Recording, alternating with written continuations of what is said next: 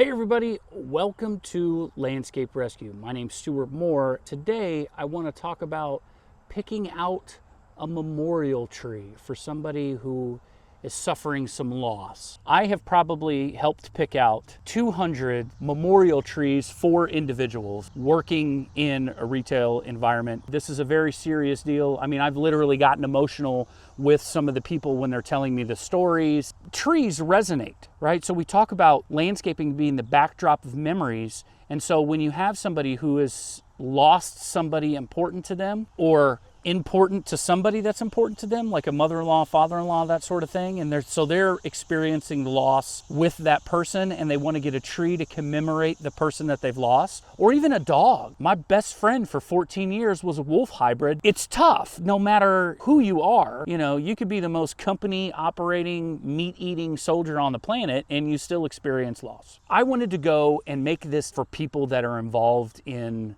the process. And I can cut this video very, very short by just saying, don't do it. Don't go and buy somebody a tree, a memorial tree, because that was that person's favorite tree. You have to unpack what you're purchasing for that person, right? So you have to make some very intelligent, educated decision. The last thing you want, and this is why I'm going to not overcomplicate it, it's complicated because you can't have a memorial tree die. They've already experienced enough loss, and the last thing you want to do, and I know you know this, the last thing you want to do is have them experience more loss related to the loss that they've already experienced. So you do not want to get them a dogwood tree that's going to be planted in the front yard that's in full sun that is going to die, and you're probably going to lose 5 or 6 of them before you can get one to stick, maybe more, right? The regular Cornus Florida, the native dogwood, is a very popular memorial tree, but the problem is they wear me out with this, because then I have to tell, they make it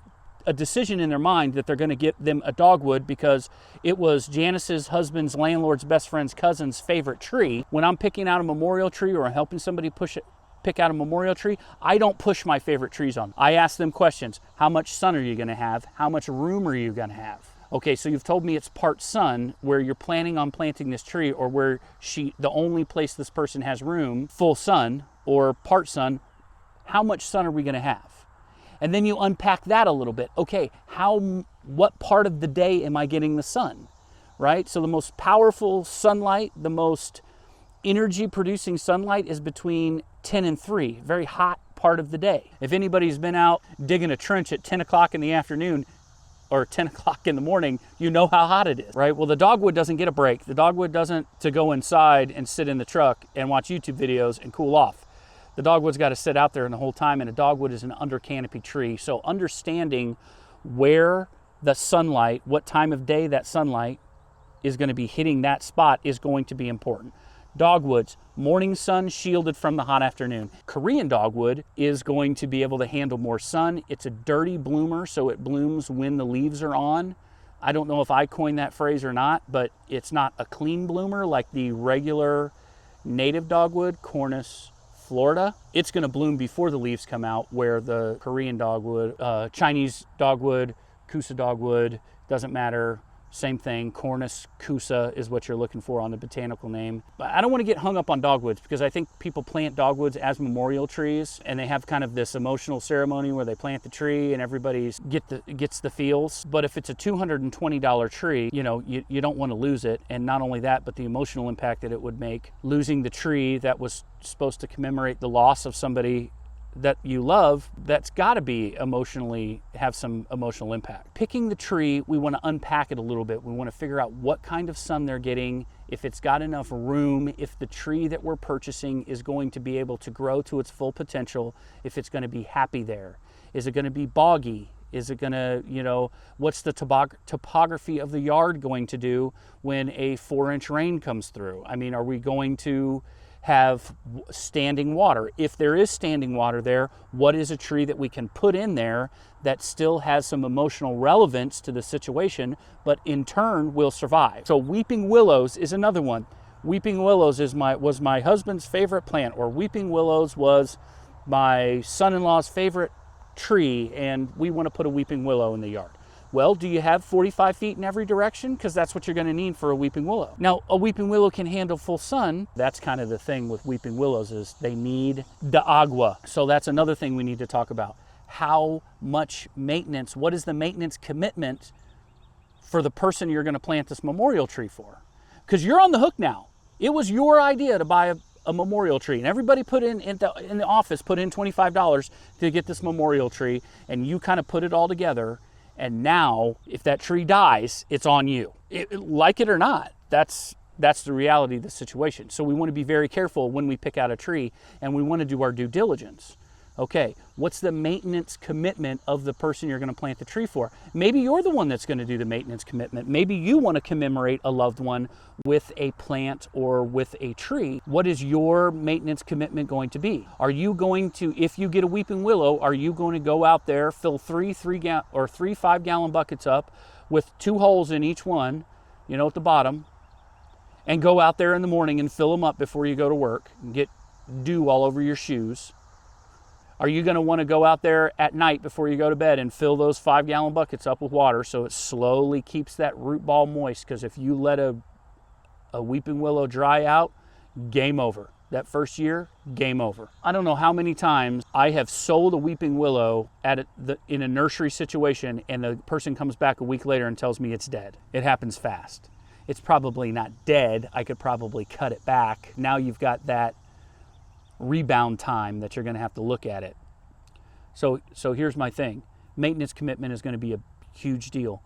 Maybe this person has just lost their husband, and their husband always wanted to travel, right?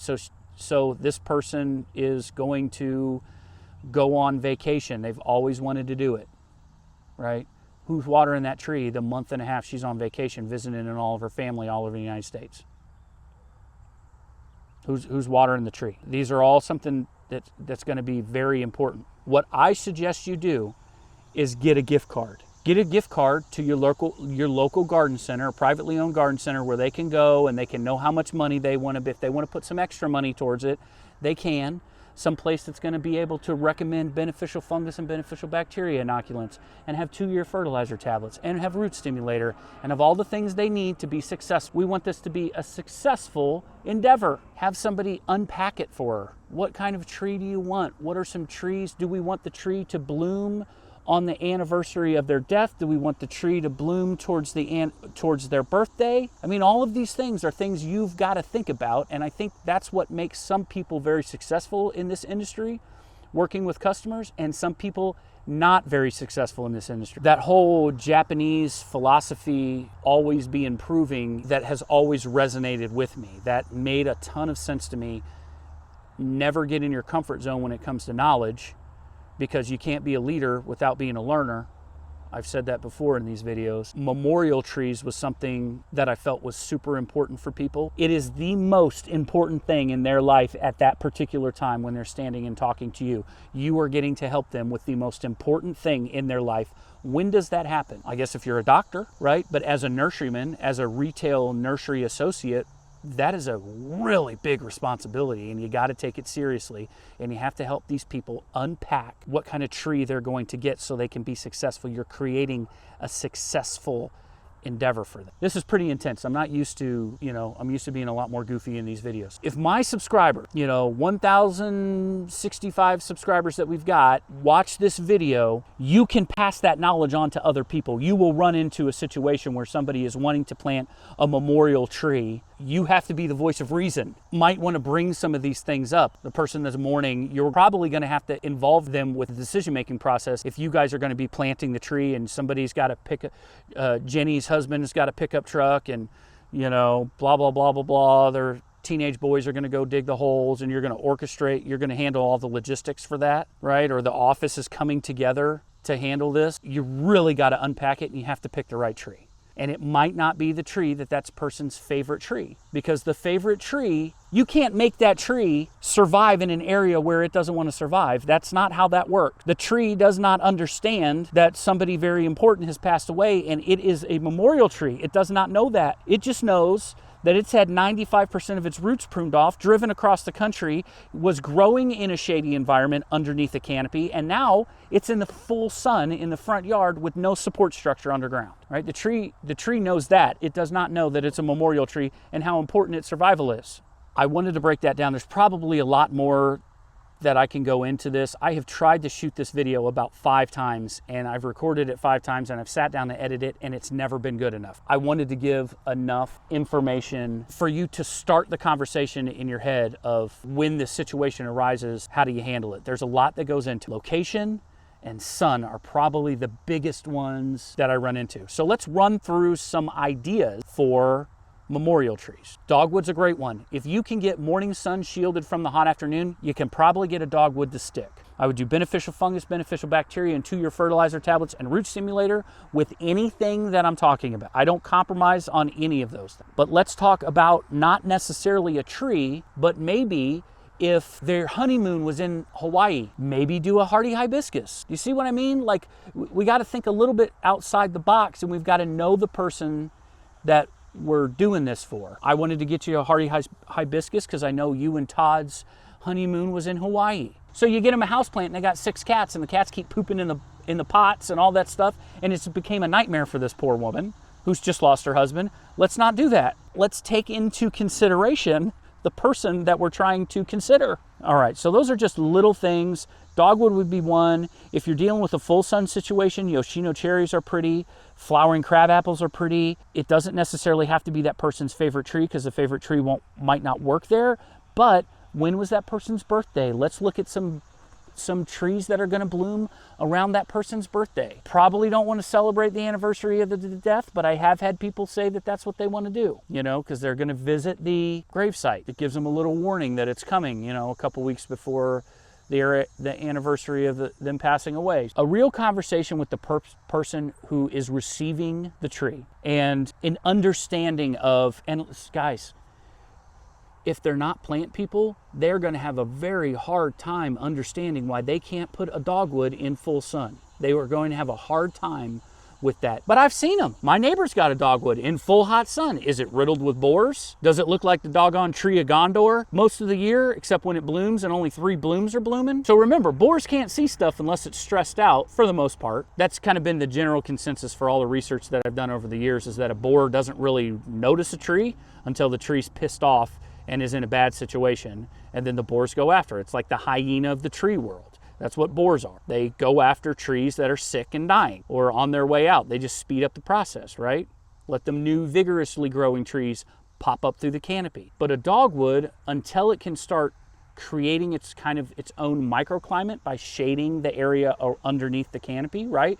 So that radiant heat isn't evaporating all the water out of the soil profile. I think you're going to have a really hard time getting a native dogwood to stick in full sun. I've seen people do it with Korean dogwood. Maybe if you can give it, but we'll use this as vague interpretation. Just give it a break in the afternoon. I mean, at 12 o'clock, if there's that line there and it's going to be getting sun until 1, right? It might not be the most ideal situation for a dogwood, but it probably won't kill it. So use your best judgment. You are not going to feel good if that doggone thing dies. I've had customers that have just 0 reasonable deduction. Well, it's a memorial tree. It's a dogwood memorial. We got a gift certificate originally from our parents for somebody's sister-in-law had passed away, and they got a dogwood. And they keep planting dogwoods every other year in their front yard because it keeps dying. And I just do not understand that rationale. It bothers me. Stop planting a dogwood. So they were on their 4th dogwood, and they came in and ran into me at the old nursery that I used to work at, and I had to tell them, at some point you have to reference the definition of insanity, right? Doing the same thing over and over and expecting a different result. And they looked at me and they said, "What do you mean?" I said, "You're on your 4th dogwood there, guys. It's got to be too much sun. You think you've got a 0 success rate, right? Like literally, even if 1 survived, you'd have a 25% success rate." They were about to plant their 4th, which was inevitably going to die. So we put a white flowering crabapple there, right? Kind of blooms in the springtime. It blooms white. See what I'm saying? It doesn't necessarily have to be a dogwood, or maybe you just start walking around their backyard at 12 o'clock in the afternoon and start looking to see where the great place for a dogwood would be. And guess what? Maybe you're going to have to help them make a little bed or something like that, you know? Like if it's somebody important to you, if you're the one that's taking on the responsibility, maybe that's a way for you to pay it forward a little bit. So look, I'm not asking for any money. All the money I spend on all the stuff for YouTube, all I want you guys to do is pay it forward. That's why I'm trying to build a community so we can pay it forward, right? So if you find value in this video, you can help the videos out is by hitting the like button and maybe sharing this on Facebook. That's how you help me. I don't want your money. I don't want your money. I want you to use that money to have successful landscapes, to go to Lowe's and buy a whole flat of May-Night Salvia and some Agriform tabs and some Dr. Earthgrow and all the stuff that's going to create more confidence for you as a gardener. But I also am asking you to pay it forward. Give away some Stella de Auras. Help the disabled veteran across the street. Help the old lady next door. Give her a balloon flower. It feels good, I promise. Once you start, you'll keep doing it. So share this video, commit these tips to memory so when you run into the situation, because if you have a beautiful yard, inevitably somebody is going to seek some advice of yours and give it away freely. And maybe you're going to have to go with somebody and pick up some extra mulch at Lowe's or Home Depot or the local garden center, a nice thick layer of mulch around some of these trees that you're planting or shrubs that you're planting. You know, go pick up some tree saver and do all the stuff to make this successful, and you're not going to be disappointed. And you definitely won't be disappointed in yourself. If you do this the right way and really commit to the due diligence that it's going to take to pick out a proper memorial tree, you will not be disappointed in yourself. It will be effort well spent. Redbuds are always a good move, okay? It's got a heart-shaped leaf. You got to sell the idea.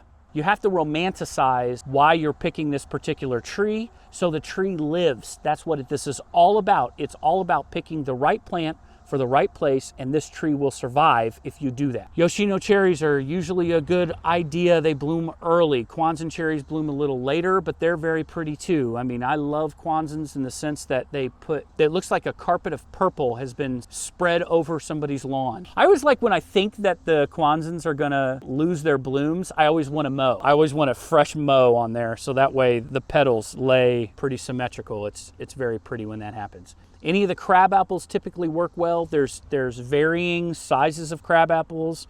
You know, Sargentina, Sargent, Sugar Time, Spring Snows, Prairie Fire is a really pretty one. It has purple leaves. There is so many crab apples out there with so many different names. You're not going to be disappointed in a crab apple. They do have a tendency to sucker if their sunlight is penetrating and touching the trunk.